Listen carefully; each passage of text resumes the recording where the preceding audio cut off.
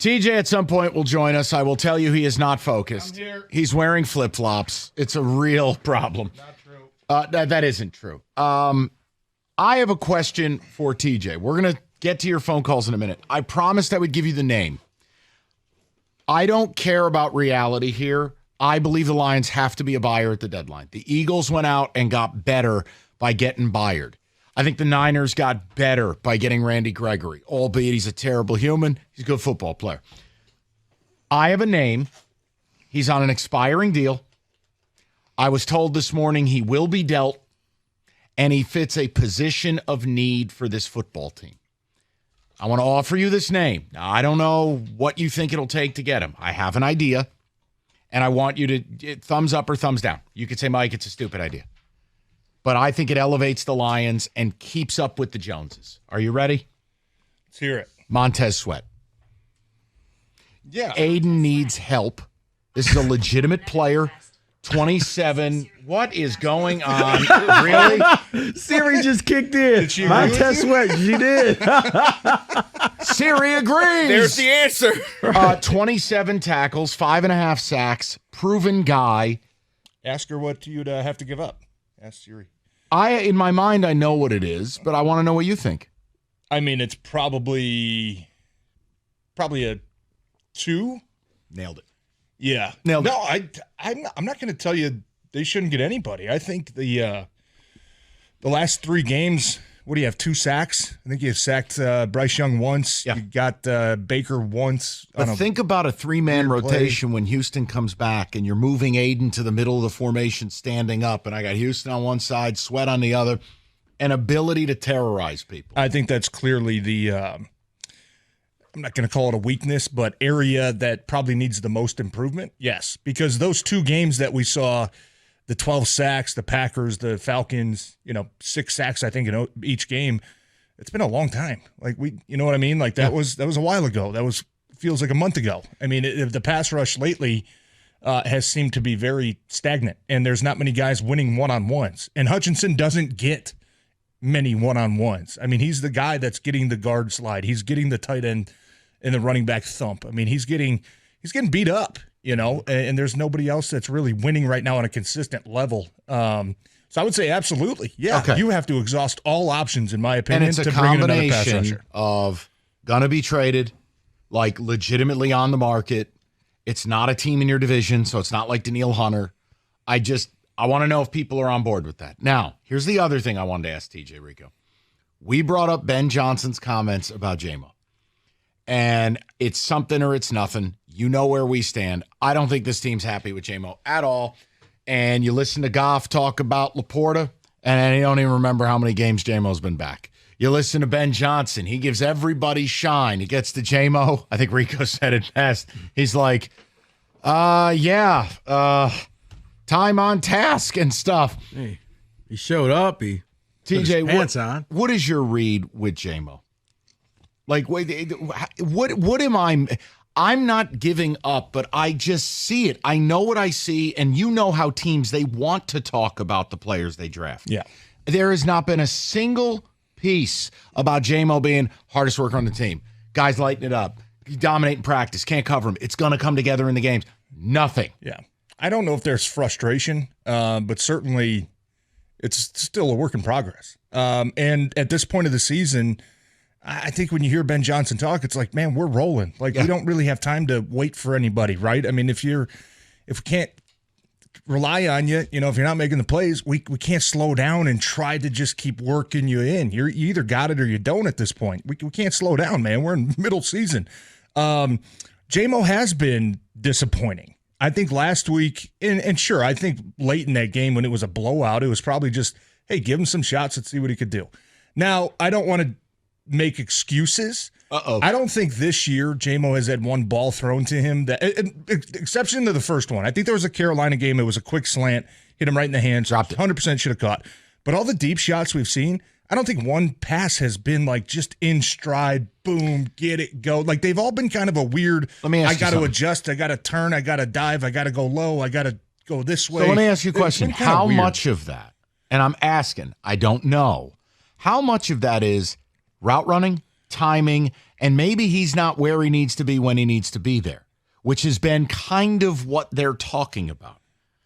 Goff's passes don't look that way to anybody else. Yeah, and I don't think that – I think it's because nobody else on that wide receiver group has that type of speed. I think most of it is timing. I think even the touchdown pass against Tampa Bay could have been an easy he turned the wrong way. If Goff just throws the ball maybe a half second earlier. He kind of waits, and then throws it, and at that point – you know what I mean? So that's why I say it's a work in progress, because I think that connection still isn't there. Whether it's Goff needs to, trust him and just get the ball out a little bit earlier, whether it's J-Mo needs to kind of throttle down a little bit. Is it a Goff problem or is it a J-Mo problem or is it both? I think it's a both. I really do. I think it's a both. And there's certainly other aspects. You look at, there was a Tampa route that he ran. It was like an 18-yard comeback. It was a beautiful route, but he kind of stopped his comeback part of the route. You got to work back to the quarterback, and it was a low throw, and it was a bad throw. Should have caught it, but that to me was like, oh man, like I just put one ball on him, and like I said, we saw it against Carolina. Terrible drop. I think it was the first reception or the first target he had this year, and that was a bad one. But now I think it's a combination, and I don't think it's a J-Mo problem where the kid's just not working hard. He doesn't know what he's doing. He doesn't know where he's supposed to be. I think for just some reason right now it's not clicking, and it sucks that it's this point of the season because we don't have time. Because you don't have time to say, oh, let's give it another 3 or 4 weeks right now, because you're going to be throwing off the rhythm of the rest of the offense if you keep trying to force this J-Mo connection. If it's not there, it's not there, right? We saw what the offense looked like the first 4 games without him.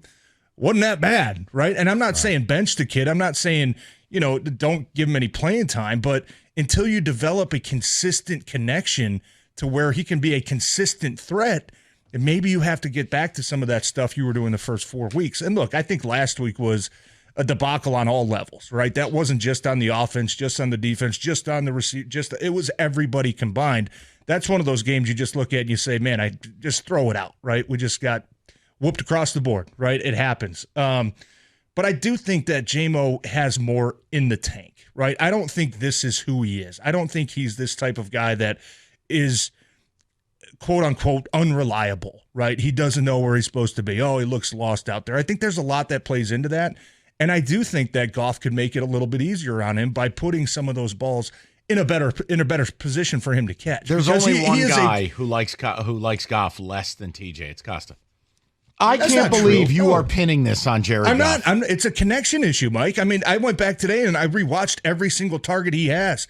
Every target, he's either falling down or he's diving or he's spinning around or he can't locate the ball. But that's on him. No, how? I mean, you locate the ball. It's your job. Yes, but it's also the quarterback's job if you have 5 steps on the defensive back to put it on That I agree with. The Tampa ball, I agree with you. It happened against the Ravens last week, too. The one in the end zone that he dropped. He had to come back. It was at his feet. What did you just say? I hate it when mommy and daddy fight. It's not mommy and daddy fighting. It's just I get tired of this team, the way they talk about the guys that are pros. Josh Reynolds a pro. I don't hear any of this with him. Laporta, I don't hear it. Listen to not your quarterback, but listen to Goff talk about Laporta. And they don't even remember how many games this kid's been back. I'm with you. And I think it's because you're trying to force something right now that maybe you should take a step back and say, you know what? Instead of trying to target you 6 or 7 times, we're going to have 1 or 2 plays for you. So right? with that in mind, if we can build on that, then we'll take another step next week. All right, answer this question as honestly as you can. And none of us know the answer.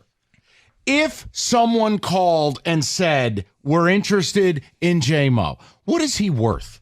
We were having this debate, and Rico stunned me with his answer. Right now? Now. 6th-round pick? Oh, my God. I think we became best friends. You two just mind melded. What did you say?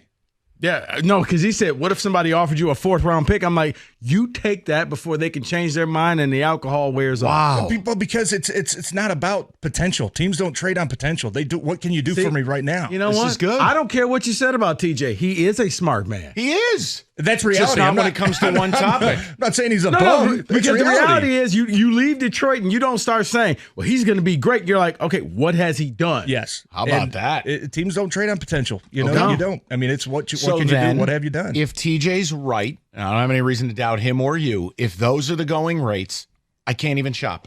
I got to just hold on to him. He becomes an extra. He becomes an extra piece you put with a pick to try to sweeten the deal. Oh, that I would agree with. I wouldn't be in a rush to get rid of him. Like I said, I haven't given up on him. I see a ton of potential there. I see a ton of room for improvement. It's unfortunate that it's been this way the last 2 years now. We're mid-season. We're trying to find the rhythm with them, and we it's had just a texter, it takes TJ. too long, man. We had a texter, and I won't steal their idea. They didn't leave their name, but at what point, when does he become in that Jeff Okudah category?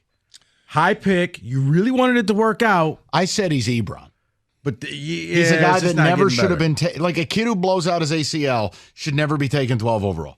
Just like Ebron with a 13% drop rate at UNC never should have gone to the top 10. He could end up being okay, but where he got picked is going to haunt him. Yeah, I'll say by the end of this year, we'll know. I'd still, like I said, I hold out hope that he could turn it around and get back on that page. But like I said, there's other things too that can help him out to make some of those plays. And I'm not blaming Goff and saying Goff's a terrible quarterback. That's what it feels like. But when you look at it, it's just it doesn't feel like there's been one smooth connection between those two yet. And now if they clean that up and look, that's also an issue, right? These guys just call it what it is. Haven't had a ton of experience and ton of reps together yet. The problem you're going to run into, and I think it's the smartest thing you said, like when he throws it to Amon-Ra, there's trust. Josh Reynolds, trust. Laporta, trust. I don't see a situation this year where J-Mo ever rises above being option 4 on the field. And with that, it probably takes your targets as a number 4 on a team. You're right. It's probably 2 or 3 targets a week. Yeah, and is that what you took the kid 12th overall to do? No. No, it's why I'm angry. So that's right, and we're all frustrated right now, too, and I know. Because they need him. Certainly they are, too. They do need him, and they do need him, and they need him in a big way, and they're going to need him down the stretch, right? But like I said, I think that he can turn it around because I do hear good things about him. I do hear he's doing the right things. He's working his ass off in practice. He's doing everything right in the meet. I do hear those type of things coming from coaches and coming from teammates. All I can say is hopefully they figure it out sooner than later because the longer this lasts, the concerns only get to continue to get higher. So here's what we need. People, you can get in on the JMO stuff. You can get in on my trade deadline suggestion. What we're going to do next, I am demanding a trade target from Mr. Rico Beard, dressed as Billy White Shoes Johnson. And I love the hat, though. It's an amazing hat. And I need yours. Oh, I want to know. Oh, that's trade target. Okay, that's part of radio. We have fun. Come on, let's go get Mr. Neck Tat. We're gonna let's go get Max with 2 X's. Is that guy? I mean, dude, what's that dude like? You know him from Eastern. Yeah. Great dude. Really? Yeah. Oh yeah. Really good dude. He strikes me as a psychopath. No, well, I think you have to be to play that position. Yeah, you have to be a little wacko, but he's a great guy, genuine guy, busts his ass. All right, let's go get him. 248. I want to know who we should be going to get. That's all. And if you say, guys, I don't care, positionally, this is what we need, fine. It's just having fun. 248. But if they don't do anything, I am going to be angry. I can't BS you on that. I don't think it's acceptable for Brad Holmes to do nothing. If they do nothing, that lets me know they're just content competing for the division. I've been saying that for a couple years. You know what it is? A couple weeks. Sorry. Rico, it's almost like a chia pet. It takes a little bit of time. Like as the segment goes on, he gets smarter. No. By the segment's end, you're like, okay. I don't know if that's a compliment or no, it is. No, you know what it is? It's you two are the same. Like outside that door, yeah. But once you guys put the headphones on and get in front of the mic, brilliant. Game on. Brilliant. Finkel is Einhorn? Yeah. Einhorn is Finkel. Ace Ventura. Laces out. Movie. Laces out, Dan. All right. We'll get your calls. We're going to get trade targets. We got a lot to do today, 97.1.